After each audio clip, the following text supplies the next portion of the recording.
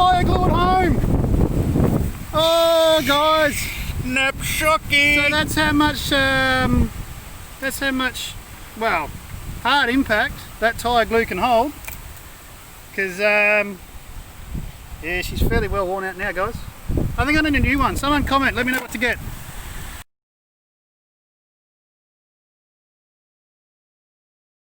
G'day, welcome to Ridge RC. My name's Dan and I'm going to do a 6S shock hack on your 4S. Alright, g'day guys, welcome, here we go. Now as promised in the update review, I'm going to show you guys how to go from this heap of junk to something that actually will last without having to buy the aluminium shock body because they cost a hell of a lot of money. Pretty simple. Get on in here, Matt. Really simple. I have taken the shock off the car. We undo this little red cap that's on top. Which is so different to my Traxxas ones, but anyway. It is, because it's better. Right, take the spring out. We keep the spring. Remember, we're keeping this completely stock, guys. Except for... We get our handy little tool, which I thought was a heap of junk. And now I know what it actually does. Go like this. We undo it. Circus. Sorry, what? Right, now, I get my reservoir. Now, because I want to save my shock oil, I'm just going to sit that. You're trying to break slash again. Just like that in there. Back over here now. What weight oil are you using? The stock one. Which is? I think it's about 35, I don't know. Yeah. Alright, so we're going to pretend we've still got our stock part in here. So we then have this little nut, which we need to make come off. It's like about a 4mm nut. Well, you know, if you get your little toolkit out, probably fits this one here actually. Nope, doesn't. So it's this one here. Now this is a little lock nut. We want to save the little lock nut. Nylock. Yep. We want to keep that. Remember, we're keeping this all stock. We take our Thingamajig. plunger off. Whatever you do, don't lose that metal ring. It's like a collet. It's on there. It's important. Now we get our plunger or our cap. We stick that back on there so we don't lose it. All right. So this is what we've just pulled out. In the end, there's obviously going to be the ball. This guy here. Now I use a pair of pliers, a couple of needle nose here.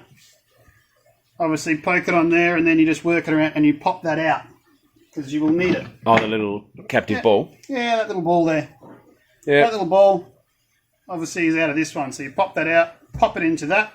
There's two different sizes that it comes with. If I can do this right, so you can see one's got the ball in there, the captive ball in there, the other doesn't. So that little ball was actually in well, not there. that one. The other one was. And then I popped it out and I put it into this. So now, the new ones that you got, the eyes that you got didn't have the same size no. ball. Oh, really? So the eyes that you get...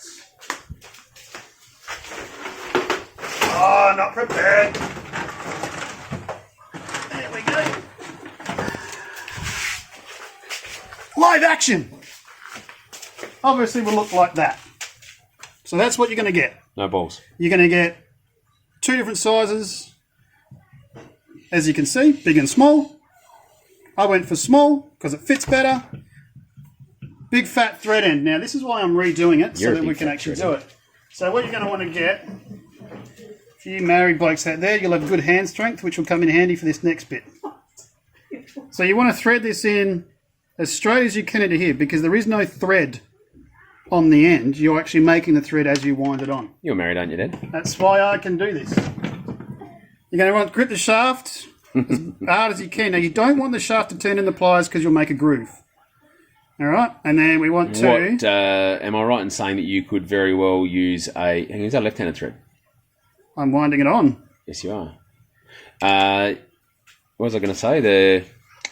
If you were worried about making a groove in the shaft, then you could use... Oil, yeah, you could... Yeah, use a towel or a... Yeah, but it slips because this is actually... Once you get to this stage, it starts to get very hard to wind on because there is no thread to guide it. You're creating the thread. If you do create a groove, then, just a bit of 1200 wet and dry. Yeah, just a bit of stick it in and send it. Send it! Send it! Right, so there we go. That I've now fixed it because that was annoying me because obviously the car was out of balance. Yeah, I can imagine how that'd be annoying. So essentially I now have this. Yeah. Okay, so you don't have the shock guards on the new one, is that what you're saying? No, you can get them. I've gone without them because it was an extra cost. I was trying to keep costs low. Now, the problem you will have is that your new shaft... I was going to pound your wife when you said talking about keeping costs low, but anyway. Your new shaft won't fit your plunger, so this is where the hat comes in. You get... What hat is that, Dan? Is that a beer farm hat? It's a beer farm hat.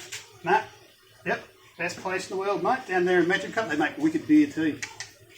No, I think Wicked Ale Brewery makes wicked beer. Mate, you need to go to Beer Farm. Alright, so you're going to grab your 3.5mm drill bit. The place with the slide I'm not allowed to go on. You need to make sure your drill bit is sharp. Alright, come on in here, Matt. Yeah, obviously you get your drill bit. Not the only sharp thing in this shed, Dan. We drill out the plastic hole. The plunger. That is the plunger bit, isn't it? Oh, there's your little metal thing that you said don't let go of. That's it. I sure did. And don't slice yourself in the drill bit either. Like I said, this was the hard part. If it was easy, everybody would know about it. Well, it's clear the distributor doesn't want to. No, they don't want you to know. So,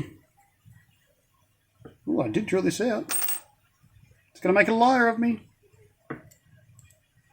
It's slippery because of all the shock oil. Now, when you were drilling it out, fast or slow drill speed? Whichever one you can do it at. So start That's with a great answer, Dan. Well, it's tricky. So start with a 3mm, drill it out with a 3mm. Okay. Check if it fits. If it needs a bit more, go the 3.5. So the plastic bit was the easy bit. Gently, gently, spanky monkey. Gently, gently, spank the monkey. The metal bit, I simply went, woo. Did you? I did because it's not easy, this bit. Pair of needle nose pliers. Obviously, then you get your drill and you sit there and you go nice and easy and drill a bigger hole. Right? Then. So that must be an alley piece, not a steel piece. Yeah. Something like that. So, come back over here, Matt. You'll get the spring cap like this.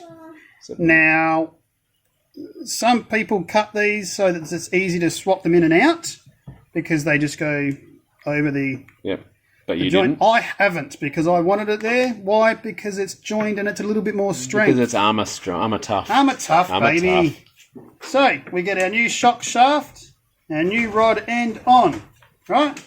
Then, we go back to our plunger. Come back over here, we get our cap. Now, I haven't touched this at all whatsoever. It is, the only bit I've drilled out is the plunger. Look at this. Oh! And they said it wouldn't fit. Did that fit, Matt?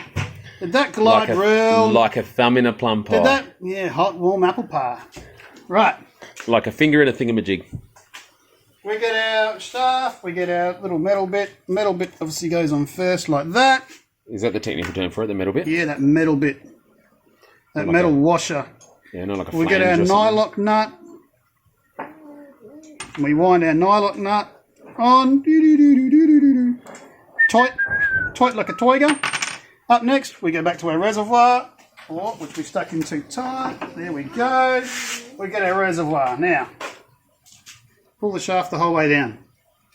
You'll have oil gone everywhere if you don't. Which makes it for a good video if it's someone else doing it. Now, this bit here is another little bit tricky because we've got an O-ring in there and you don't want to pinch the O-ring. So as I tighten, I'm just going around and making sure that my O-ring is seated. Is it easy enough to get replacement O-rings? Oh, you just unscrew it, push the O-ring in and screw it back down again. Yes, my experience with O-rings is they can be particularly annoying once they are pinched. If you pinch them too tight, which is why I'm constantly watching to make sure I haven't. Now, that's that. Do it up toit. Well, not too tight because it is plastic, so tight enough for it to stop. Our spring goes on. We hold our spring down. We get our little spring retainer thing, whatever they want to call it, on. We get our next bit of spacer. We get our red cap. You came for the information, you stayed for the music. Thank you, Mother, for the rabbits. They told me it didn't fit. Obviously it fits. We're going to overlay the part numbers you'll need for front and rear up there for you. Are we? Or I can put it on the credits. Matt's going to do it real good. I think the aluminium shock bodies over here are like $50 a set, $56 a set. So you're already looking at $100, $112 to go that. Hey, still the 4S one, baby. Love it. You get yourself a much better shock, much stronger shock. There it is for you. They said it can be done. This has been an RC For Dummies presentation. Thank you, Mother, for the rabbits.